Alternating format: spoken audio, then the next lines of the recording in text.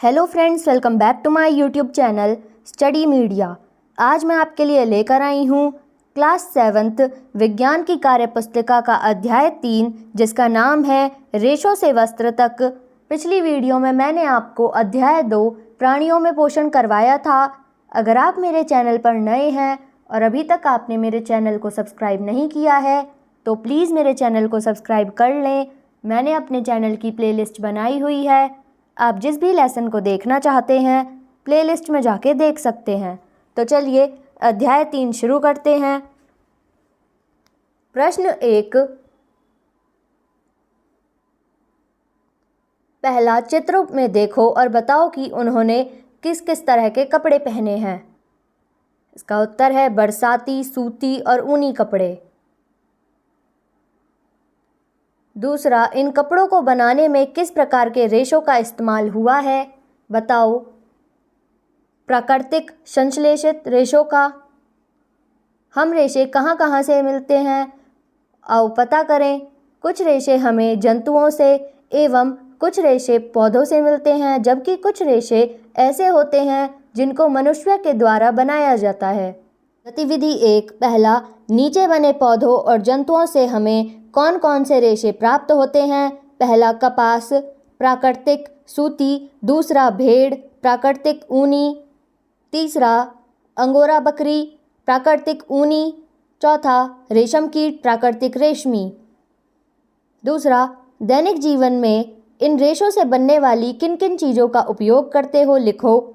इसका उत्तर है स्वेटर, मोजे, कमीज, टोपी, सूट, मफलर, साड़ी, जैकेट, दस्ताने।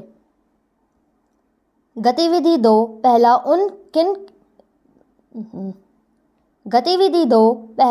ऊन किन किन जंतुओं से प्राप्त होती है। इन जंतुओं के चित्रों की कटिंग एकत्र करो व खाली स्थान में चिपकाओ। बकरी, भेड़, ऊंट। गतिविधि 3, नीचे कुछ वस्तुओं के नाम दिए गए हैं। रेशम साड़ी, खादी, नायलॉन की रस्सी, स्वेटर, मलमल, चादर, कंबल, पॉलिस्टर वस्त्र, सूती कपड़ा। इनमें काम में आने वाले रेशों के आधार पर इन्हें निम्न प्रकार से छांटो। जंतुओं से प्राप्त होने वाले रेशम साड़ी, स्वेटर, कंबल। पौधों से प्राप्त होने वाले खादी, मलमल, चादर, सूती। मनुष्य द्वारा निर्मित नायलॉन, पॉलिस्टर। गतिविधि 4, पहला, नीचे दिए गए चित्र में भेड़ के बालों से ऊन बनने तक की प्रक्रिया दर्शाई गई है।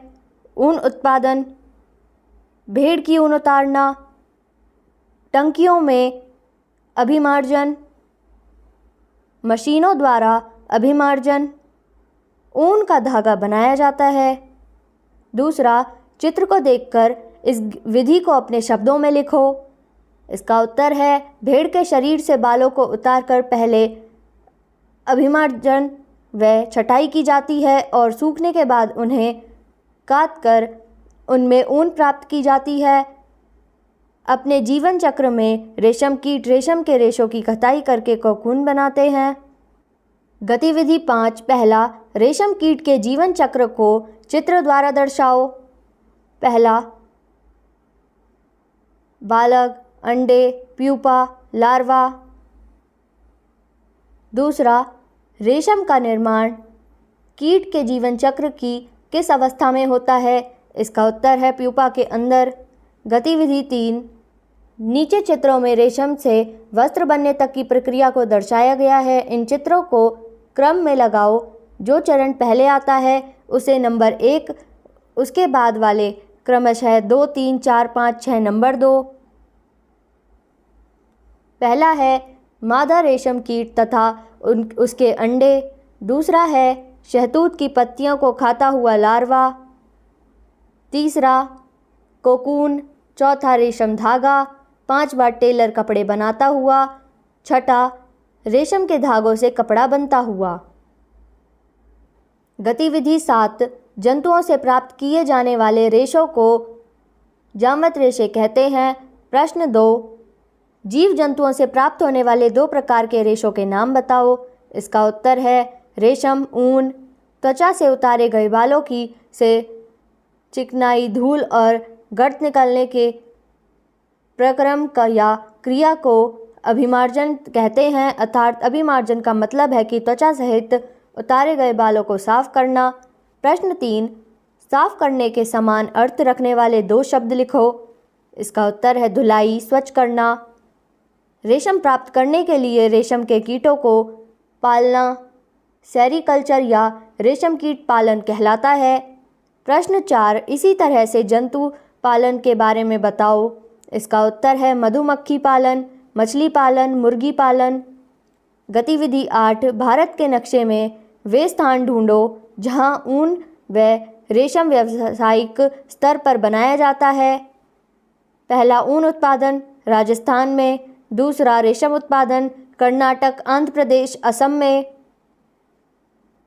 गतिविधि 9, अलग अलग तरह के कपड़ों के छोटे छोटे टुकड़ों को अपनी पुस्तक में चिपकाओ व उनके नाम बताओ कि वे किस प्रकार के रेशे से बने हैं। ये आप स्वयं करेंगे। तो यहाँ पे ये वीडियो ख़त्म होती है। अगली वीडियो में मैं आपको अध्याय 4 ऊष्मा करवाऊँगी। ये वीडियो आपको कैसी लगी मुझे कमेंट करके ज़रूर बताएं।